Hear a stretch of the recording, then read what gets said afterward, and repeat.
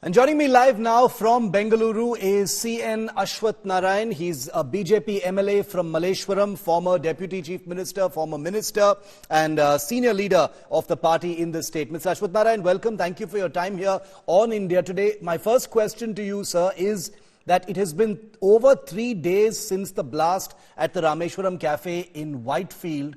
No arrests have taken place so far. The case has now been handed over to the National Investigation Agency. Your thoughts, sir, on the fact that there doesn't appear to have been any headway. No arrests have been made so far.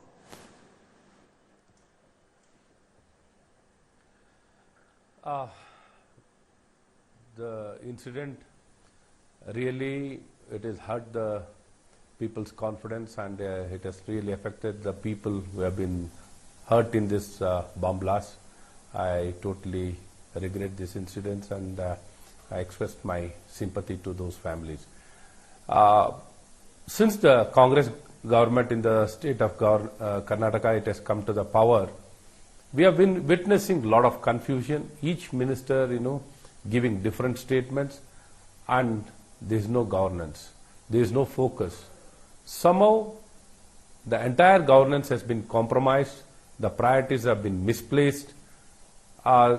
They've just been, consuming time, not been, able to govern the state and address the law and order of the state of Karnataka very effectively. They have completely failed. So probably this has given more scope for the anti-national forces to get into all kind of activities, to disturb the peace, to take the lives and hurt the people. So probably in this direction, the Home Ministry or the state Congress government has completely failed. Let me make it very, very clear. Somehow this government appears to have a very soft approach towards this anti-national forces.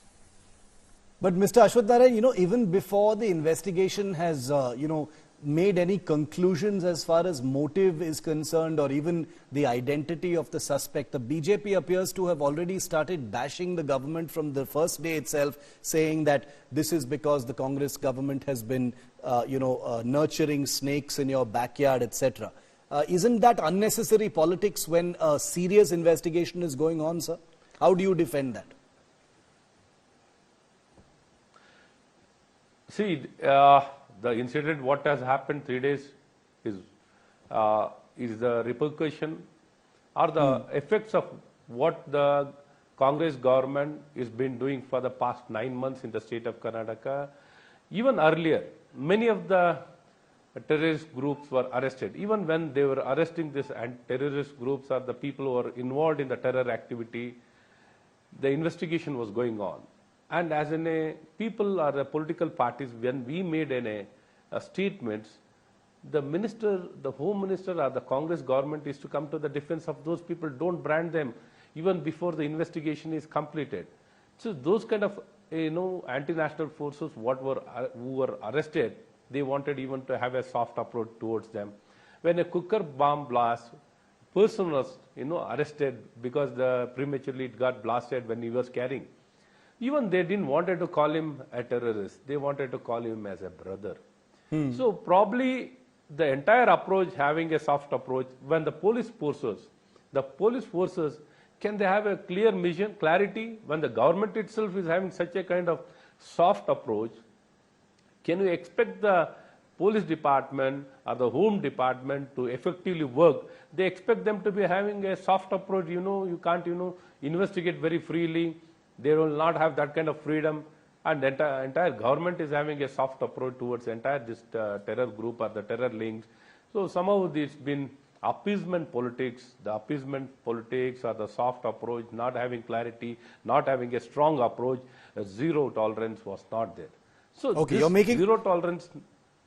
You're making a very serious charge, sir. You're saying that appeasement politics and a soft approach is what has facilitated such an attack, even though we don't know just yet, what the motive or the identity of the person is. I wanted to make that very clear since it's an ongoing investigation.